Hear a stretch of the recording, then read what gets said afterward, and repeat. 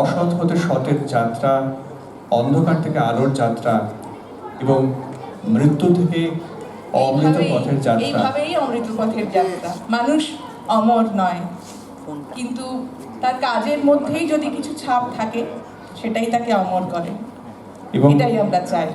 আজকে the garden of gods এরকমই একটা অঙ্গীকার নিতে চায় এরকমভাবেই সমাজ কল্যাণের পথে এগিয়ে যেতে।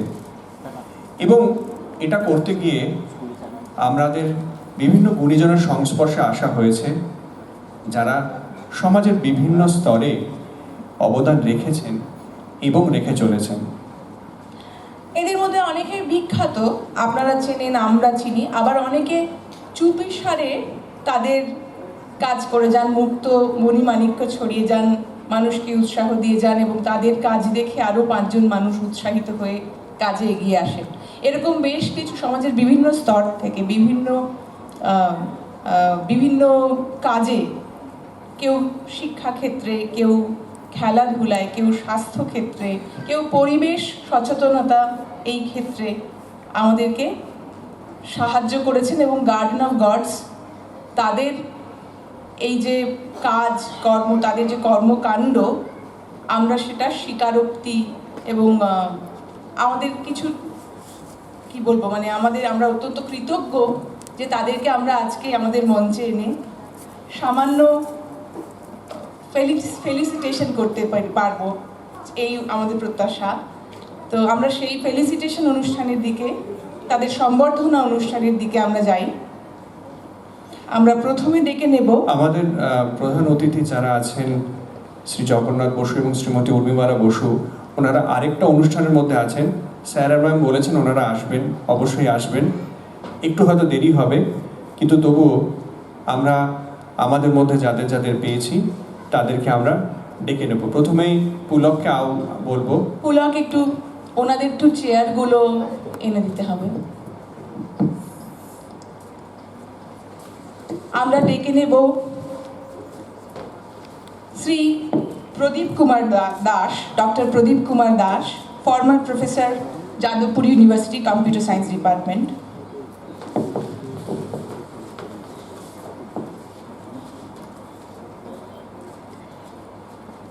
আমরা ডেকে নেব ডক্টর রাজেশ মজুমদার চৌধুরী,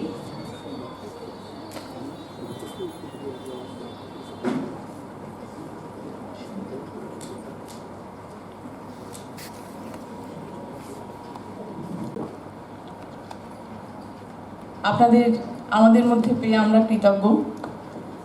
আমরা চাই আপনাদের থেকেও কিছু শুনতে। তার আগে ছোট করে একটু পরিচয় পর্ব সেরে নেব। Doctor Pradip Kumar Das, former professor, computer science department, Jadavpur university.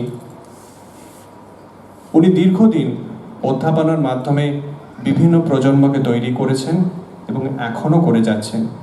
বিভিন্ন একাডেমিক পত্রপত্রিকা এবং জার্নালে তার একাধিক পাবলিকেশন বেরোচ্ছে দীর্ঘ সময় ধরে, প্রায় 29টি পাবলিকেশন বেরিয়েছে। শিক্ষাক্ষেত্রে তার এই অবদানকে অত্যন্ত ছোট কথায় আমরা তুলে ধরলাম, এর থেকে অনেক বড় তার অবদান, এবং সেই অবদানকে মাথায় রেখে আমরা আজকে আমাদের সম্মাননা ওনার হাতে তুলে দেব। এছাড়াও আমাদের মধ্যে আছেন সুমিতা ব্যানার্জি এবং শিলা চক্রবর্তী। আমরা ওনাদেরও পরিচয় পর্বের দিকে যাব। তার আগে পুলককে অনুরোধ করব ডক্টর প্রদীপ কুমার দাসের হাতে উপহার তুলে দেওয়ার জন্য। পুলক আর সায়ন্তনী আর তাদের ছোট্ট কন্যা সমাদৃতা রাহি, আপনারা একটু হাততালি দিয়ে সবাইকে উৎসাহ দিন।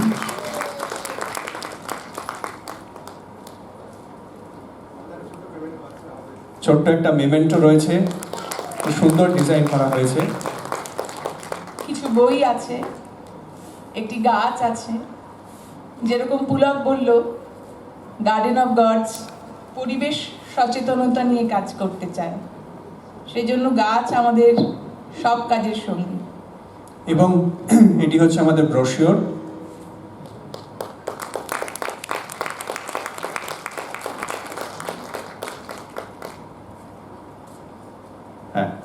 এবার আমি স্যারকে কিছু বলার অনুরোধ করব ছোট্ট করে।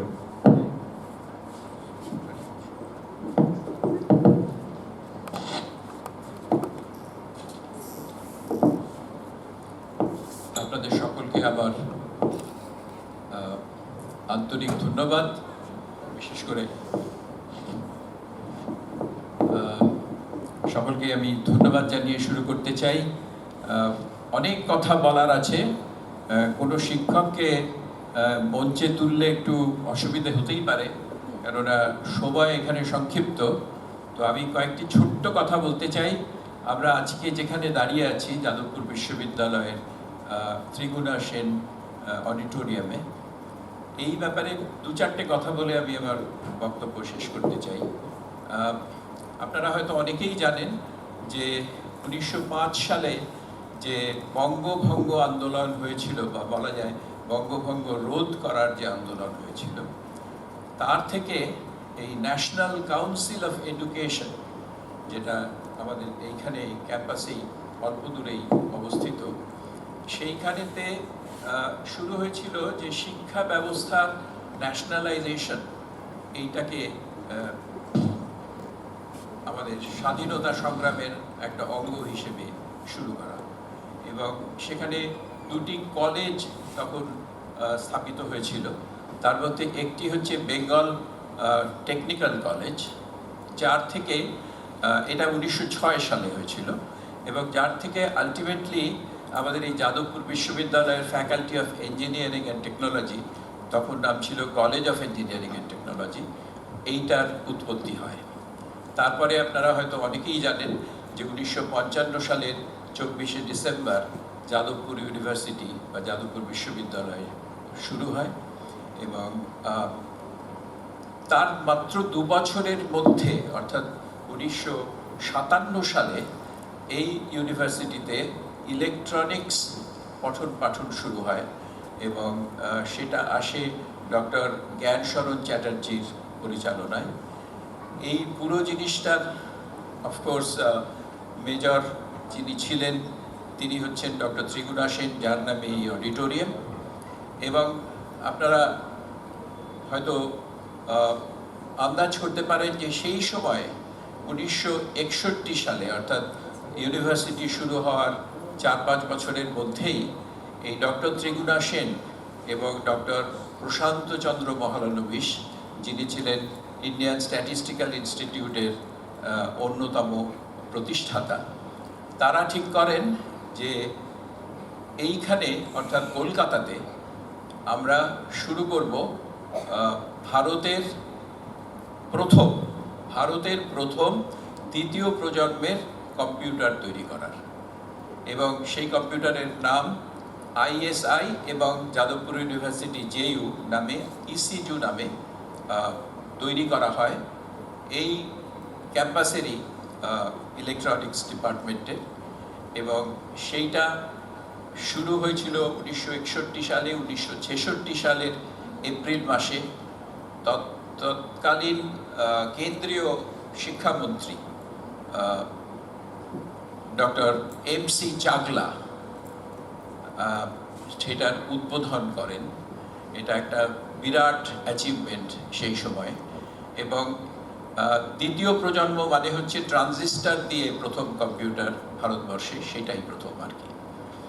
এরপর থেকে 1968 সালে প্রথম স্নাতকোত্তর পঠন পাঠন শুরু হয় যাদবপুরের ইলেকট্রনিক্স ডিপার্টমেন্টে কম্পিউটার বিজ্ঞান নিয়ে, এবং সেটাও ভারতবর্ষের মধ্যে দ্বিতীয়। তার আগে একমাত্র কানপুর IIT-তে এই রকমের পঠন পাঠন শুরু হয়েছিল। তারপর থেকে সমানেই এগিয়ে চলেছে ইলেকট্রনিক্স ডিপার্টমেন্ট, ইনস্ট্রুমেন্টেশন ডিপার্টমেন্ট এবং কম্পিউটার সায়েন্স ডিপার্টমেন্ট। এখন তো এমন কোনো দিক নেই যেখানে কম্পিউটার রিলেটেড গবেষণা এবং পঠন পাঠন যেগুলো হচ্ছে না।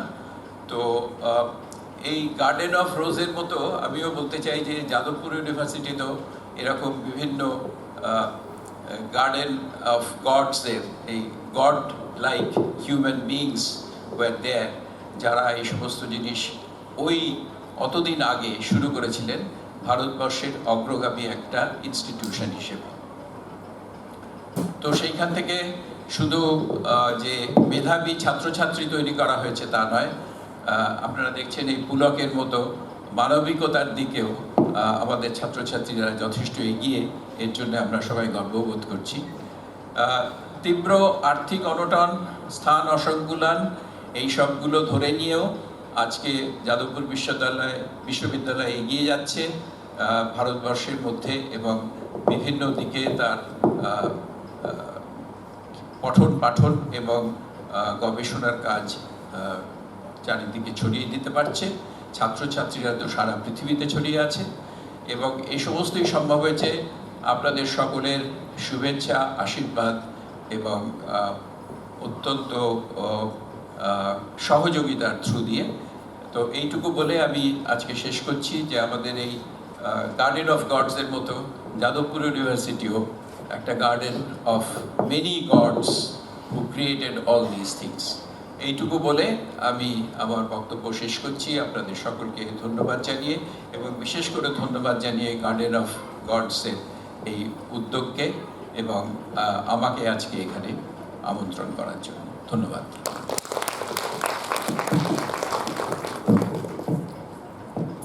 অসংখ্য ধন্যবাদ টিকেটি স্যারকে।